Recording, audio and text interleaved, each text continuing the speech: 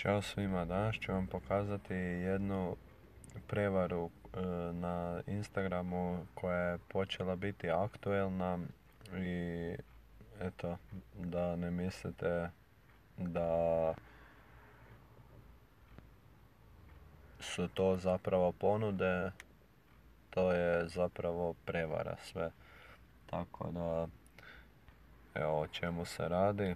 Oni sad tu pošalju sa jednoga profila, kao oni su, ovo im je profil sa kojim se javljaju, a zapravo glavni im je ovaj tu i ono, čovjek bi povjerovao, naime, samo malo, naime, to sve,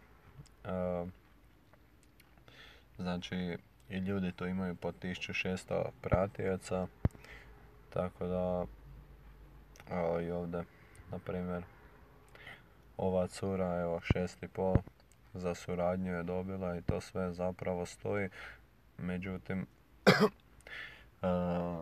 kada idemo dalje u razgovor, oni šalju program na kojem kao da treba skinuti aplikacije, odnosno ta aplikacija zapravo ništa ne radi osim da vam krade podatke.